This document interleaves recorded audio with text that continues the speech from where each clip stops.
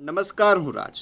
આપ જોઈ રહ્યા છો સ્પાર્ક ટુડે ન્યૂઝ. સ્થાનિક સ્વરાજ્યની ચૂંટણીને લઈને વડોદરા શહેરના વોર્ડ નંબર 16માં કોંગ્રેસના ઉમેદવારો દ્વારા જોરશોરથી ચૂંટણી પ્રચાર શરૂ કરવામાં આવી રહ્યો છે.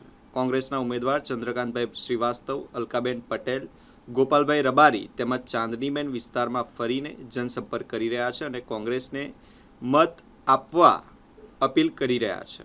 વોર્ડ નંબર 16માં આવતા હનુમાન ટેકરી, શાંતિનગર અને ગણેશનગર જેવા વિસ્તારોમાં સ્ટેમ્પ પર બનેલા મકાનોને એને કરી આપવાની બાહેધરી કોંગ્રેસ ઉમેદવાર ચંદ્રકાંતભાઈ શ્રીવાસ્તવે આપી હતી.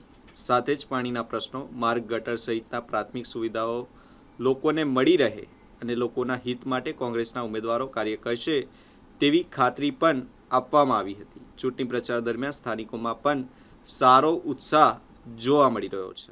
પહેલી વાત તો અમારા આ 3 ઉમેદવાર મારી સાથે ઊભા છે.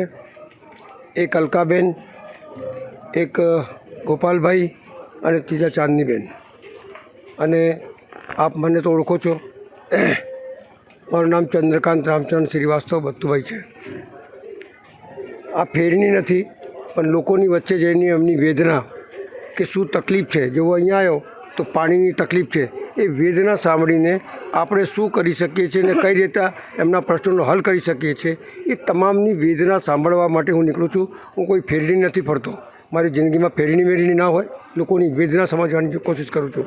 અને આવવાવાળા વખતની અંદર પહેલી વાત તો સૌથી પહેલાં આ જે ઘરો છે, જેમને 40-40, 50-50 વર્ષ થયા, સરકારમાં બેઠેલા લોકો મોટા મોટા વાયદા કરે છે કે તમને દસ્તાવેજ કરી આલીશું, તો કેમ કરી આલતા નથી? એ બી એક લડાઈ છે.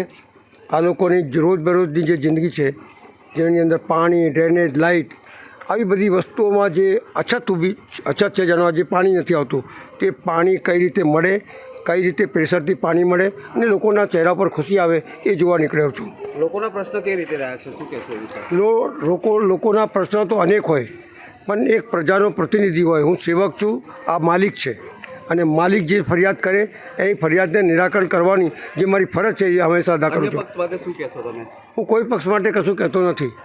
એટલા માટે નથી કહેતો કે જો કરવાનું હોત તો અત્યાર સુધી કરી જ દીધું હોત. જો તમે કામ જ કર્યું હોત તો તમને ફેરણી ફરવાની જરૂર શું છે? એટલે કામ નહીં કરીને પછી મોટા વાયદા કરવા એ એમની આદત છે, મારી આદત નથી. એમના વિશે તો હું બહુ સરસ વાત કરીશ મેં, કારણ કે હું મલેશિયા 5 વર્ષ ગયો હતો.